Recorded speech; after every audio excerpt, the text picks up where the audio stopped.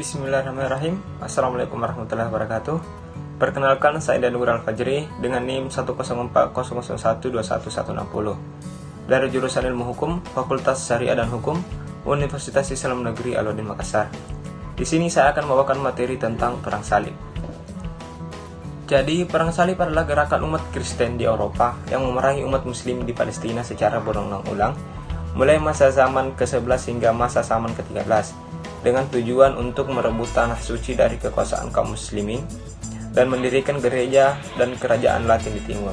Dinamakan Perang Salib karena setiap orang Eropa yang ikut berperang dalam peperangan memakai tanda salib pada bahu, lencana, dan panji-panji mereka. Adapun sebab terjadinya Perang Salib yaitu faktor agama.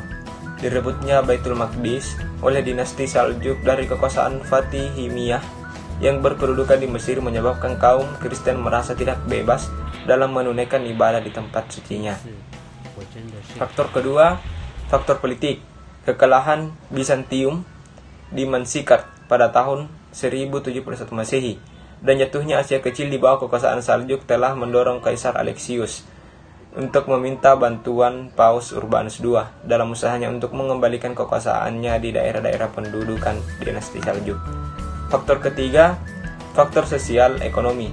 Semenjak abad ke-10, kaum muslimin telah menguasai jalur perdagangan di Laut Tengah dan para pedagang Eropa yang mayoritas Kristen merasa terganggu atas kehadiran pasukan muslimin, sehingga mereka mempunyai rencana untuk mendesak kekuatan kaum muslimin dari laut itu. Dampak dari Perang Salib: 1. Hancurnya peradaban Bizantium. 2. Meningkatnya peradaban Eropa beberapa abad setelahnya. 3. Umat Islam kehilangan sebagian warisan kebudayaan. Proses berlangsungnya Perang Salib. Perang Salib atau Holy War dalam sebagian literatur mengungkapkan masa terjadinya pada tahun antara 1096 sampai 1291. Perang Salib berlangsung hampir mencapai 2 abad lamanya. Dari waktu yang demikian panjang itu, bisa dibayangkan betapa banyak korban berjatuhan dari kedua belah pihak bila diukur dari waktu berlangsungnya Perang Salib. Secara global dibagi atas 3 periode. 1. Periode pertama disebut periode penaklukan umat Kristiani yang berlangsung dari tahun 1096 sampai 1144 Masehi. Periode kedua disebut sebagai periode reaksi umat Islam yang berlangsung dari tahun 1144 sampai 1192 Masehi. Periode ketiga disebut sebagai periode kehancuran pasukan salib yang berlangsung dari tahun 1192 hingga 1291. Hikmah Perang Salib. Bertempur dalam medan peperangan atau jihad selalu membutuhkan persiapan dan perencanaan yang panjang dan matang.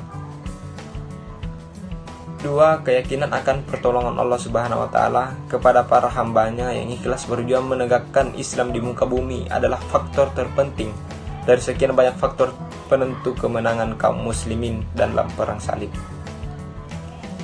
3. Sabar menjalani serangkaian persiapan, perencanaan, dan peperangan yang memakan waktu lama juga menjadi salah satu faktor penentu kemenangan kaum muslimin pada Perang Salib. 4. Perbaikan dan persatuan di tubuh kaum muslimin menjadi syarat mutlak keberhasilan setiap langkah dakwah dan jihad dimanapun dan kapanpun. Terakhir, penaklukan Baitul Maqdis adalah sebuah kemenangan yang mendekati kesempurnaan tanpa terlalu banyak darah yang bertumpah. Mungkin itu saja dari saya. Lebih dan kurangnya mohon dimaafkan. Sekian dan terima kasih. Wassalamualaikum warahmatullahi wabarakatuh.